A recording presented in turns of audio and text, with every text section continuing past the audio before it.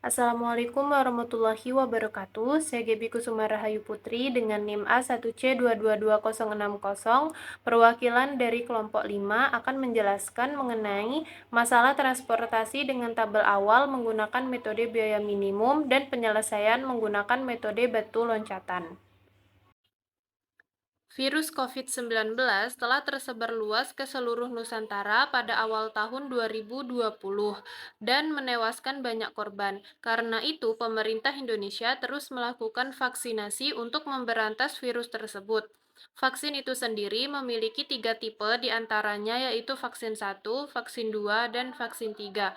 Pemerintah Indonesia ingin mendistribusikan vaksin tersebut ke sejumlah daerah seperti Lampung, Sumatera Barat, dan Jambi dengan biaya transportasi berturut-turut sebesar 20 juta, 30 juta, dan 45 juta. Sedangkan jumlah vaksin yang dibutuhkan tiap daerah tersebut berturut-turut adalah 30 juta, 35 juta, dan 30 juta.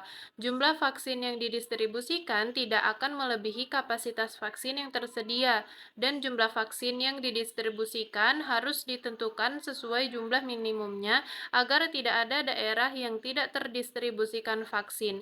Berapa jumlah minimum yang harus didistribusikan pada setiap daerah? Nah, kita bisa melihat pada tabel transportasi, di sini sudah tertera untuk masing-masing vaksin dan tujuan daerah yang akan disuplai oleh masing-masing vaksin.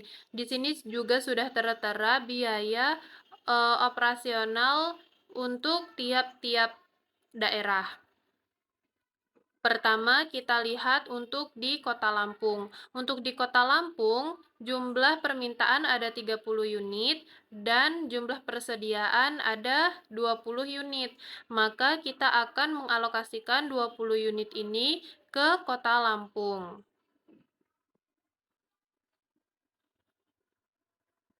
Nah, di sini kita lihat bahwa permintaan untuk Kota Lampung itu 30 ya, berarti masih kurang 10 lagi. Maka kita akan suplai vaksin 2 ini sebanyak 10 unit untuk di Kota Lampung. Sehingga sekarang Kota Lampung sudah maksimal gitu. Kemudian kita lihat untuk di kota Sumatera Barat itu permintaannya ada 35 unit dan persediaan ada 30 unit. Tadi kan 30 unit udah diambil 10 unit untuk di Kota Lampung. Berarti kita suplai sebanyak 20 unit untuk di Kota Sumatera Barat. Nah, kita lihat lagi untuk di Kota Sumatera Barat ini kan permintaannya 35. Berarti masih kurang 15 lagi ya karena ini sudah dialokasikan 10 dan 20 untuk Kota Lampung dan Sumatera Barat. Maka kita akan mensuplai sebanyak 15 ke Kota Sumatera Barat. Nah, barulah Kota Sumatera Barat mengalami maksimal. Nah, selanjutnya untuk di Kota Jambi itu permintaan ada 30 unit. Ini tadi sisanya 45 dikurang 15 berarti 30 ya. Berarti kita akan mengalokasikan 30 unit ini ke Kota Jambi. Maka dapat terlihat masing-masing kota sudah mengalami pemasukan secara maksimal.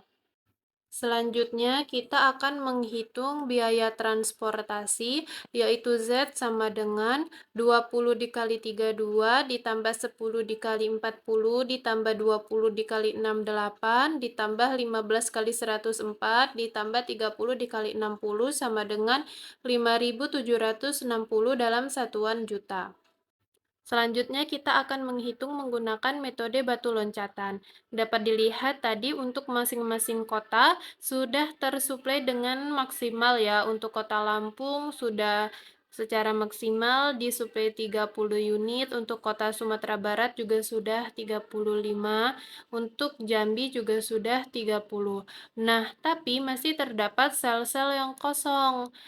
Seperti di sel X12, di sel X13, sel X23, sel X13.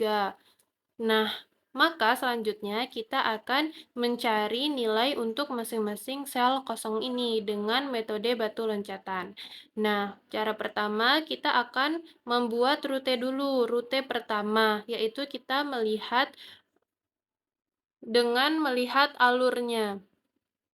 Nah, di sini sudah tertulis untuk rute pertama, yaitu dari X12, berarti dari sini, dari X12 kita akan menuju ke X22, kemudian kita akan menuju ke X121, kemudian kita akan menuju ke X11 dan kembali lagi ke X12. Nah, jangan lupa tandanya untuk masing-masing rute ini kita beri tanda plus min plus min. Kalau dari X12 ke X22 itu min, dari X22 ke X21 itu plus, untuk X21 ke X11 itu min, dan untuk ke X11 ke X12 itu plus. Maka kita hitung nih, kita hitung biaya operasionalnya. Untuk di X12 itu 60 dikurang dengan di X22 68, kemudian ditambah dengan X21 40 dikurang X11 32 sama dengan 0. Kemudian kita lihat untuk di rute kedua. Rute kedua ini dari sini ya, berarti dari X13, kemudian kita ke X33, kemudian kita ke X32, kemudian kita ke X22, kemudian ke X21, ke X11, dan kembali lagi ke X31. Jangan lupa juga tandanya dari sini ke sini itu min, sini ke sini plus, ini ke sini min, ini ke sini plus, ini ke sini min, ini ke sini plus.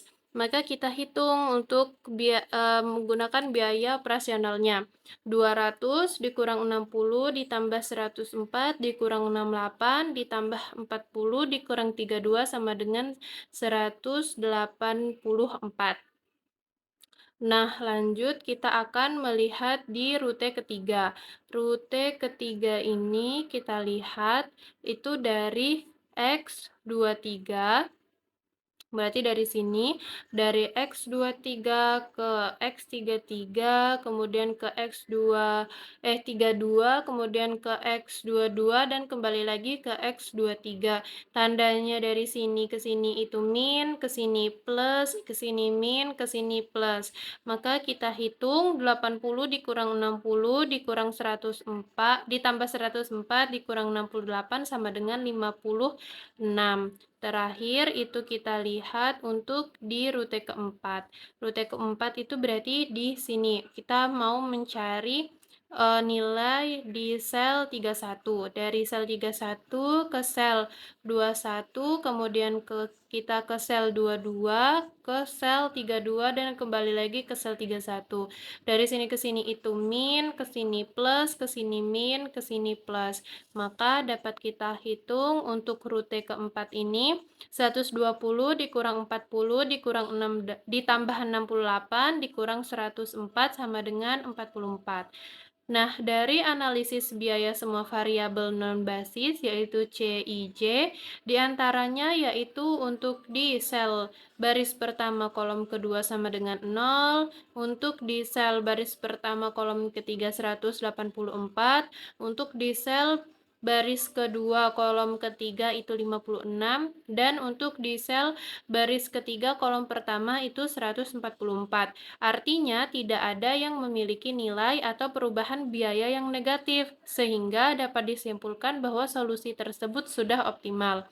Nah, maka kita hitung biaya transportasinya yaitu Z sama dengan X11 dikali C11 ditambah X21 dikali C21 ditambah X12 dikali C12 ditambah X13 dikali C13 sama dengan 20 dikali 32 ditambah 10 dikali 40 ditambah 20 dikali 68 ditambah 65 dikali 104 ditambah 30 dikali 60 sama dengan 5.760 dalam satuan juta. Itulah tadi penjelasan dari saya. Saya akhiri. Wassalamualaikum warahmatullahi wabarakatuh.